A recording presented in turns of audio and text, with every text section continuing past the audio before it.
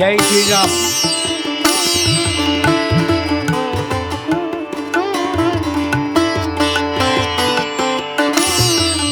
తర్వాత ఈనాటి పుస్తక సమీక్ష కోసం ఒక వ్యక్తిని ఎన్నుకున్నాం మేము. ఆయన రాకా లోకం పేరుతో మన మనస్సులో నిల్చున్న వ్యక్తి. అనేక సంవత్సరాలు సంఘ ప్రచారకగా ఉన్నారు. 12 సంవత్సరాలు శ్రీ రాకా సుధాకర్ గారు. 25 సంవత్సరాలు జర్నలిజంగా సాక్షి, ఇండియన్ ఎక్స్ప్రెస్ లాంటి పత్రికల్లో పనిచేశారు. మంచి పుస్తకాలు రాశారు. అడుగడుగున గుడి ఉంది. రాకా సుధాకర్ గారికి స్వాగతం పలుకుతున్నాం. రాకా సుధాకర్ గారు ఈ పుస్తకంలో ఏముందో చెప్తారు. వారిని వేదిక మీద ఇక్కడికి మైక్ రావాల్సిందిగా కోరుతున్నాం. పెద్దలారా, మిత్రులారా, ఈ పుస్తకానికి సంబంధించినంత వరకు ఇక్కడ చాలా పుస్తకాలు తీసుకొచ్చాను. దీనికి కారణం ఈ పుస్తకాల్లోంచి నేను చదవబోవడం లేదు, మీకు చూపించబోతున్నాను అంతే.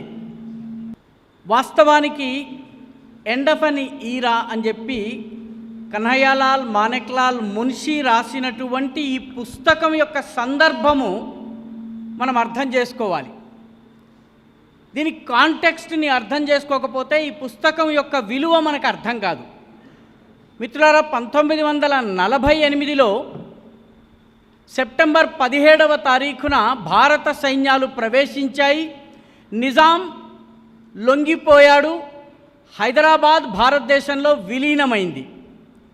ఇక్కడ నివసిస్తున్నటువంటి లక్షలాది అభాగ్య హిందువులకి అది విమోచన దినం కూడా. ఎందుకంటే మనలో చాలామందికి తెలియదు, ఇక్కడ ఎవరైనా ఒక వ్యాయామశాల, హిందువు వ్యాయామశాల పెట్టాలంటే ప్రభుత్వ అనుమతి తీసుకోవాల్సి వచ్చేది.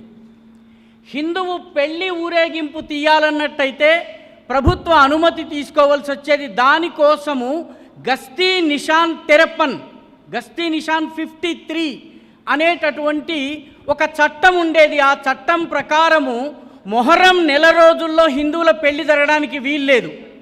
ఎందుకంటే మొహర్రం శోక సమయం కాబట్టి ఆ శోక సమయంలో మీరు సుఖంగా పెళ్లి చేసుకోవడం ఏమిటి?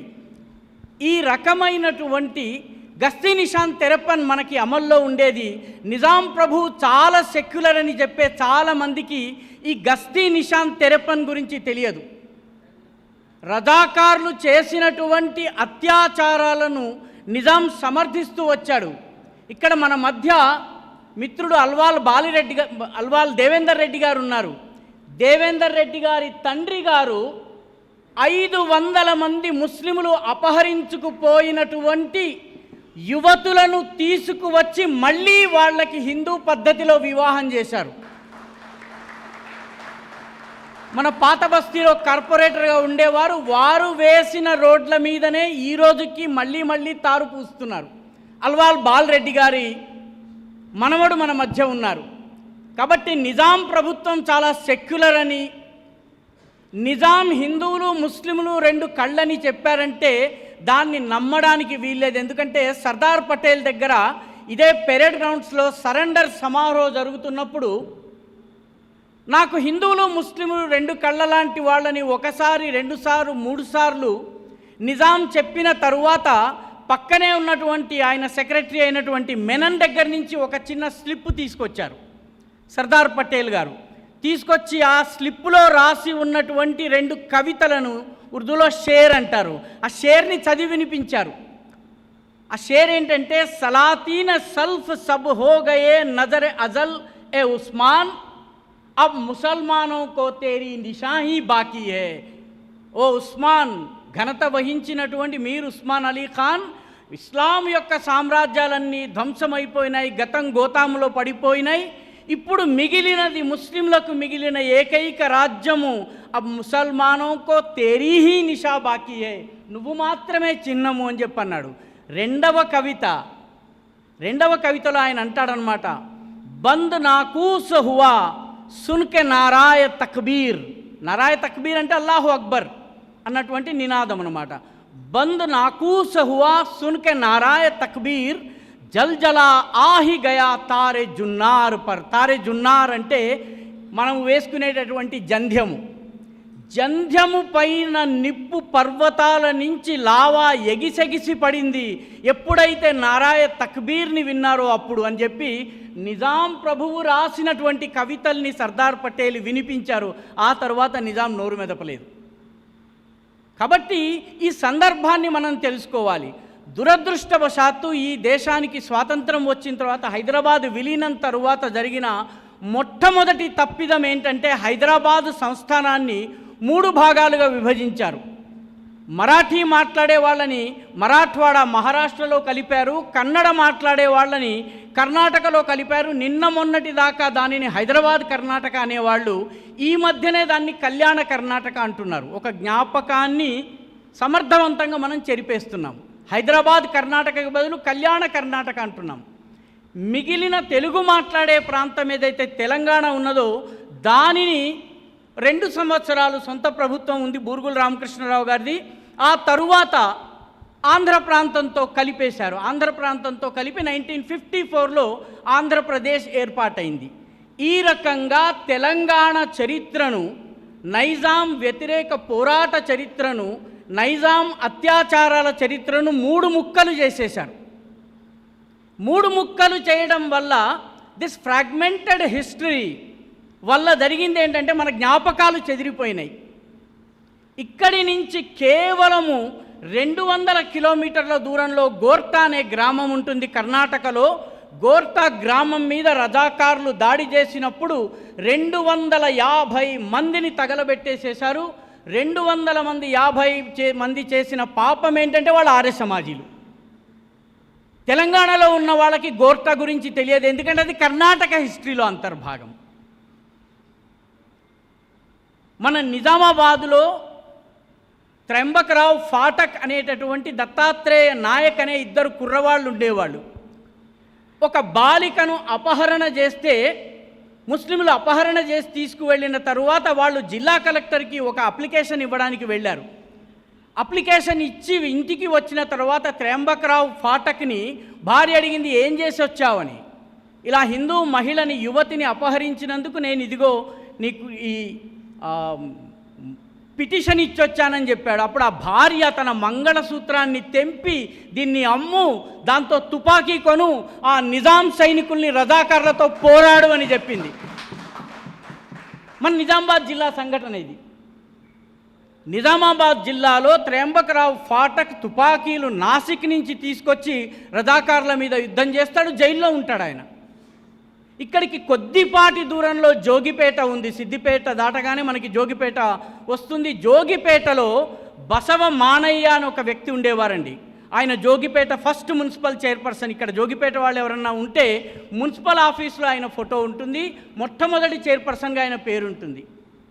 ఆయన ఎన్నికల్లో పోటీ చేస్తే నెహ్రూ గారు జోగిపేటకి వచ్చి 1954లో ప్రచారం చేసి ये मानయ్య पागल है इसको हराओ, इसको मैं पागल खाने में बंद करूँगा అన్నాడు. మానయ్య గనక గెలిస్తే నేను జోగిపేటలో పిచ్చాసుపత్రి కడతానన్నాడు. మానయ్య గారు చేసిన పాపం ఏమిటంటే రజాకారులు ధ్వంసం చేసినటువంటి సదాశివపేట మార్కెట్ని పునరుద్ధరించి మళ్ళీ వ్యాపారాలు స్టార్ట్ చేయించడం ఆయన చేసిన తప్పు. ఎన్నికల్లో బసవ మానయ్య గారు విజయం సాధించారు. బసవ మానయ్య గారు విజయం సాధించిన తర్వాత ఆయన నెహ్రూ గారికి ఫోన్ చేశారు, నెహ్రూ గారు మా జోగిపేటలో పిచ్చాసుపత్రి ఎప్పుడు కట్టిస్తారు అని. మిత్రులారా, ఈ సందర్భము మనం ఎందుకు మర్చిపోతున్నామంటే 3 ముక్కలైపోయింది చరిత్ర. పర్యవసానంగా దాని సమగ్ర రూపం మనం మర్చిపోతున్నాము. దానివల్ల ఏం జరిగింది? ఆర్య సమాజ్ చేసినటువంటి పోరాటము ఆర్య సమాజ్ వాళ్ళు వేరుగా రాసుకున్నారు.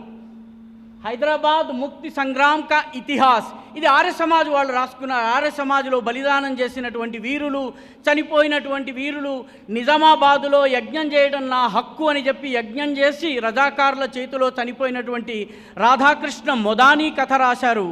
బీదర్ జైల్లో చనిపోయినటువంటి శ్యామ్లాల్, ఆయన పేరిట శ్యామ్లాల్ బిల్డింగ్ బేగంపేటలో ఉంటుంది, ఆ శ్యామ్లాల్ గారి కథ రాశారు. ఆ కథ ఆర్య సమాజ్ పుస్తకాలకే పరిమితమైంది మిత్రులారా.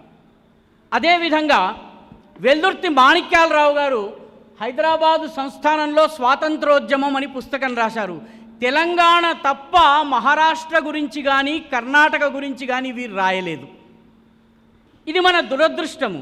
ఈ రకమైనటువంటి పరిస్థితుల్లో ఇది విహెచ్ దేశాయ్ అనేటటువంటి వ్యక్తి రాసినటువంటి పుస్తకము. ఆ రోజుల్లో కాంగ్రెస్ పార్టీలో ఇప్పట్లాగానే అప్పుడు కూడా 2 గ్రూపులు ఉండేవి.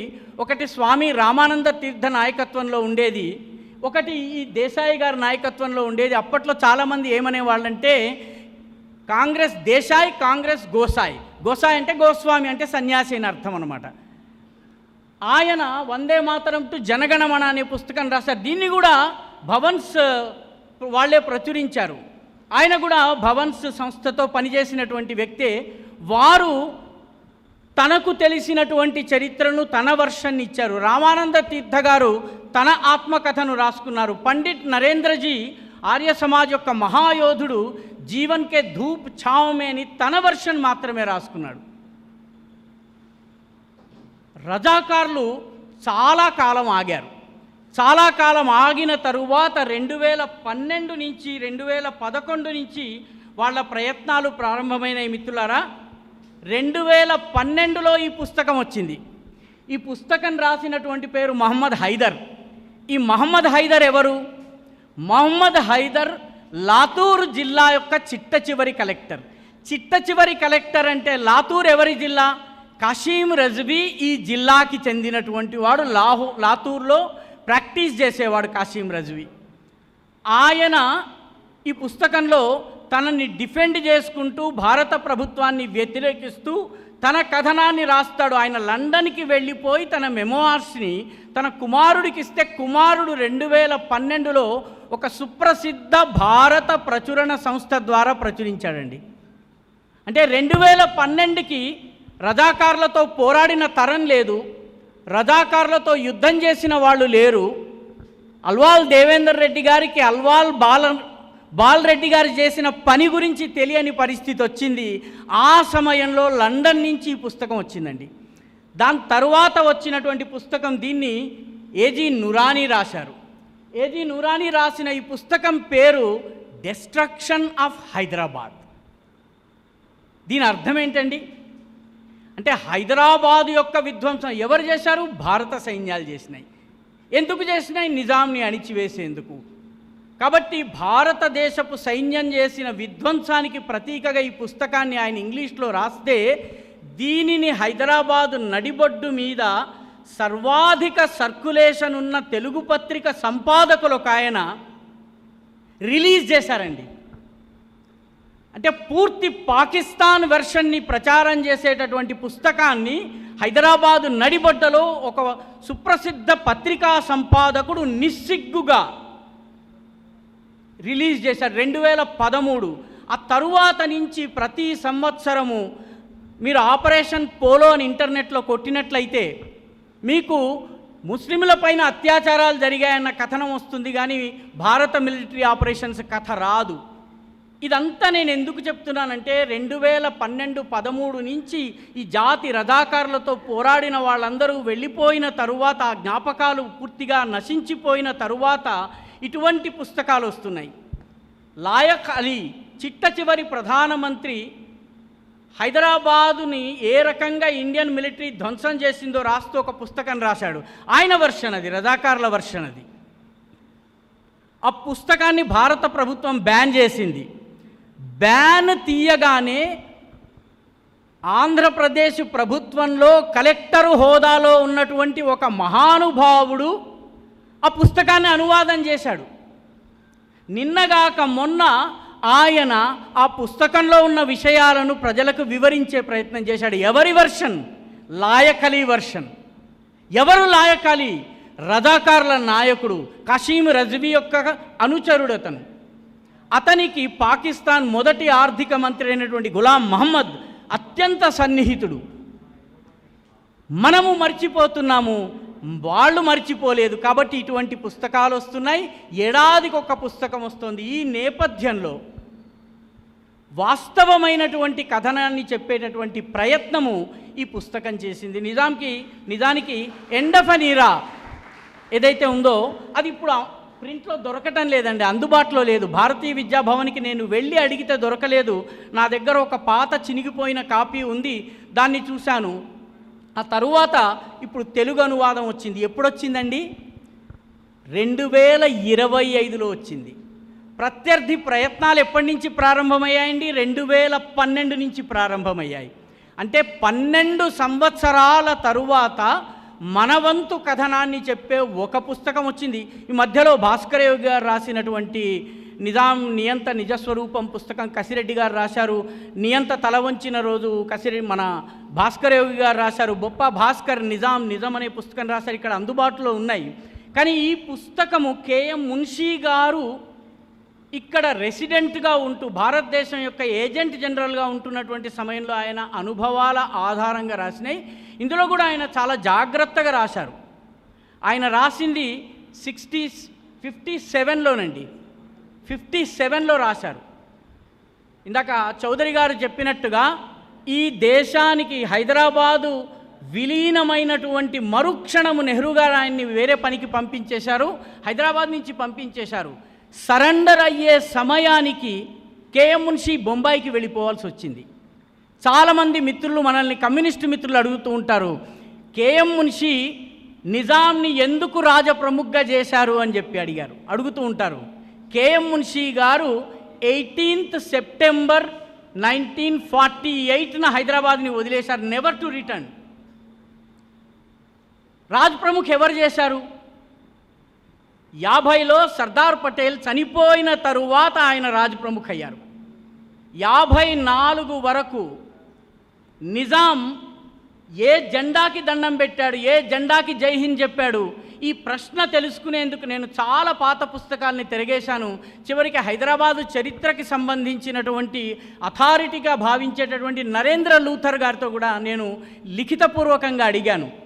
1952-54 వరకు నిజాం రాజప్రముఖగా ఉన్నప్పుడు భారతదేశపు జెండాకి దండం పెట్టాడా అండి అని, ఆయన సెల్యూట్ చేశాడా అని అడిగాను. ఆయన అన్నారు, గతాన్ని తవ్వడం ఎందుకు నాయన, వదిలేయని చెప్పి అన్నారు ఆయన. కాబట్టి నిజాం ఏం చేసి ఉంటాడో మీకు అర్థమవుతుంది. కాబట్టి ఈ పుస్తకము ఒక రెసిడెంట్గా పనిచేస్తూ ఇక్కడ ఉన్నటువంటి ప్రజానీకానికి భరోసా కల్పిస్తూ హిందూ ముస్లిం ఐక్యత చెడకుండా ఉండేందుకు, రజాకార్లను దెబ్బతీసేందుకు భారత ప్రభుత్వం పక్షాన పనిచేసినటువంటి కన్హయ్యాలాల్ మాణిక్లాల్ మున్షీ గారు చేసినటువంటి ప్రయత్నాల్ని ఆయన పుస్తక రూపంలో తీసుకొచ్చారు. కాబట్టి మనము చర్చించాలంటే మున్షీ గారి రోల్ గురించి చర్చించాలి. ఈ పుస్తకంలో చాలా అమూల్యమైనటువంటి విషయాలు ఉన్నాయి. ఒక విషయం రాస్తారు, మున్షీ గారు భారతదేశపు జెండాని పెట్టుకుని నేటి రాష్ట్రపతి నిలయం అప్పట్లో దక్షిణ్ సదన్గా ఉండేది, ఆ దక్షిణ్ సదన్ నుంచి ఆయన కారు వెళ్తుంటే ఇప్పుడు ఎక్కడైతే మనకి కార్ఖానా ఉందో ఆ కార్ఖానా దగ్గర పిల్లలు ఆ కారు మీద రాళ్ళు విసురుతూ నినాదాలు, హిందుస్థాన్ ముర్దాబాద్ అని నినాదాలు చేసేవాడు. 6వ తరగతి 7వ తరగతి చదివేటటువంటి పిల్లవాళ్ళు నిజాం త్రివర్ణ పతాకపు జెండాని పెట్టుకుని వెళ్ళగలిగేటటువంటి పరిస్థితి హైదరాబాదులో ఉండేది కాదు. ఆయనని హౌస్ అరెస్ట్ చేశారు. ఇవన్నీ విషయాలు మనకి ఈ పుస్తకం ద్వారా తెలుస్తాయి. ఆయన పోషించినటువంటి పాత్ర, తన వంతు పాత్రను పూర్తి చేసిన తరువాత, పనిని పూర్తి చేసిన తరువాత ఆయన నిష్కామ కర్మయోగిలాగా అన్నీ వదిలిపెట్టేసేసి ముంబైకి వెళ్ళిపోయారు, నెవర్ టు రిటర్న్. కాబట్టి ఈ కథను మనం తెలుసుకోవాలి. దీనితో పాటు చదవవలసినటువంటి పుస్తకము వెల్దుర్తి మాణిక్యాలరావు గారు రాసినటువంటి పుస్తకము స్వామి రామానంద తీర్థ యొక్క ఆత్మకథ చదవాలి. పండిట్ నరేంద్రజీ రాసినటువంటి జీవన్ కే ధూప్ ఛావమే అనేటటువంటి పుస్తకాన్ని చదవాలి. దాని తెలుగు అనువాదం రావాలి. ఎందుకంటే ఒక నరేటివ్ వార్ జరుగుతున్నది. ఆ నరేటివ్ వార్లో దీనిలో కమ్యూనిస్టులు దేశభక్తులని చెప్పడం జరుగుతున్నది. తమాషా ఏంటంటే, నాకు అర్థం కానటువంటి విషయం ఏంటంటే, దీనిలో కూడా చాలా విస్తారంగా కమ్యూనిస్టుల కుట్రల గురించి మున్షీ గారు చాలా విస్తృతంగా ప్రస్తావిస్తారు. 2 చాప్టర్లలో ప్రస్తావిస్తారు. మిత్రులారా, 1948 సెప్టెంబర్ 17 వరకు కమ్యూనిస్టులు ఎవరిపైన పోరాడారు, 1950 డిసెంబరు వరకు ఎవరిపైన పోరాడారు. కమ్యూనిస్టు సాహిత్యంలో వాళ్ళు వాడే పదం ఏంటంటే యూనియన్ సైన్యాలపైన పోరాడారు. యూనియన్ సైన్యాలు ఏమిటి, ఇండియన్ యూనియన్ సైన్యాలు, ఈ విషయం ఏ కమ్యూనిస్టు నాయకుడు తాను రాసినటువంటి పుస్తకాలలో చెప్పడు. 1948 to 1950 వరకు నేను చేసినటువంటి పోరాటము భారత ప్రభుత్వం మీద అన్న విషయం కమ్యూనిస్టు చెప్పడు. కేవలం నిజాం రాజ్యంలోనే కాదండి, మీకు పొన్నప్ర వైలార్ కేరళలో ఇదే జరిగింది, మీకు తెభాగా మూమెంట్ ఏదైతే అక్కడ జరిగిందో పశ్చిమ బెంగాల్లో దానిలో కూడా ఇదే జరిగింది. వాళ్ళు ఆ సమయంలో భారత ప్రభుత్వాన్ని ఓవర్త్రో చేసి కమ్యూనిస్టు పరిపాలన తీసుకుని రావాలన్నటువంటి పథకంలో భాగంగా ఇక్కడ పోరాడారు. వాళ్ళు చివరికి చౌదరి గారు చెప్పినట్టుగా రష్యాకి వెళితే సముద్రం మీకు ఎంత దూరం అని అడిగారు. సముద్రం మాకు దగ్గరలో ఎక్కడా లేదని చెప్తే యుద్ధం ఆపేసి ముందు సరెండర్ కండి అని చెప్పి స్టాలిన్ వాళ్ళకి సలహా ఇస్తారు. ఈ విషయాలన్నీ కూడా దీనిలో పొందుపరచడం జరిగింది మిత్రులారా. అంటే ఈ తరువాత జరిగినటువంటి పోరాటము కానీ ఆ తర్వాత విషయాలు కానీ రాలేదు. కాబట్టి హైదరాబాదు విమోచన వరకు ఉన్నటువంటి విషయాల్ని తెలుసుకోవడానికి, అఫీషియల్ వెర్షన్, ప్రభుత్వ వెర్షన్ తెలుసుకోవడానికి ఇది చాలా ముఖ్యము. దురదృష్టవశాత్తు ముగింపులో ఒక్క విషయం చెప్తాను. దురదృష్టవశాత్తు మన దేశంలో ఈ చరిత్రను మరుగున పరిచే ప్రయత్నము దేశ వ్యతిరేక శక్తులే కాదు, ఈ ప్రభుత్వం కూడా చేసింది. అవిభక్త ఆంధ్రప్రదేశ్ ప్రభుత్వం 1966లో ఫ్రీడమ్ స్ట్రగుల్ ఇన్ హైదరాబాద్ అనే ఆర్కైవ్స్ డిపార్ట్మెంట్ 4 వాల్యూమ్స్ బుక్ తీసుకొచ్చిందండి. ఈ 4 వాల్యూమ్స్ ఒక్కొక్కటి 300 పేజీలు. ఆర్కైవ్స్ మన హబ్సిగూడ ఏరియాలో ఉంది, మీరు కూడా వెళ్ళి పుస్తకం కొనుక్కోవచ్చును. 4 వాల్యూమ్స్లో చిట్ట చివరి volumes deals with Hyderabad's liberation. దానిలో నేను బిబ్లియోగ్రఫీ చూశాను, ఆ తర్వాత ఇండెక్స్ చూస్తే Kanhaiyalal Maneklal Munshi was mentioned only for 2 times in page number 82 and page number 286. అది కూడా సింగిల్ సెంటెన్స్ మెన్షన్. ఈ దేశం కోసం ఇంత పనిచేసినటువంటి వ్యక్తిని మరిపింపజేసేందుకు ఈ రాష్ట్రంలో ఉన్నటువంటి జాతీయవాద దేశభక్త స్వతంత్ర భారత ప్రభుత్వం ప్రయత్నం చేసి 1966లో 4 వాల్యూమ్స్ తెచ్చారు. The only 2 mentions were single line mentions. కాబట్టి ఆయన కథను, ఆయన కథ ద్వారా భారతీయుల యొక్క పోరాట గాథను, నైజాం యొక్క దుష్ట పరిపాలన, రజాకారుల యొక్క దుష్కృత్యాలకు వ్యతిరేకంగా జరిగినటువంటి పోరాటాన్ని తెలిపేటటువంటి ఈ పుస్తకాన్ని తప్పనిసరిగా చదవవలసినటువంటి అవసరం ఉంది. ఇటువంటి అనువాదాలు ఇంకా రావలసినటువంటి అవసరం ఉంది. నేను అనువాదం చేసినటువంటి కస్తూరి మురళీకృష్ణని అభినందించడమే కాక ఇలాంటి అనేక పుస్తకాల్ని అనువాదం చేయాలని కోరుకుంటూ నాకు ఈ అవకాశం ఇచ్చిన పెద్దలందరికీ ధన్యవాదాలు.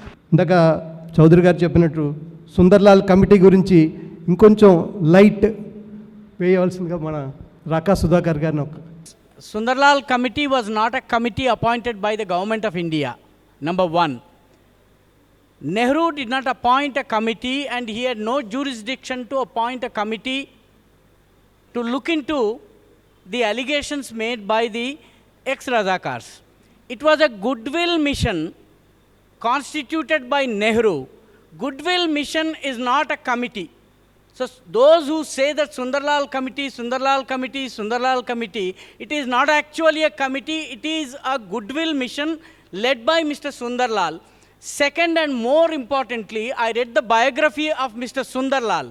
There is no mention of the goodwill mission to Telangana in the biography of Mr. Sundarlal himself. Thank you.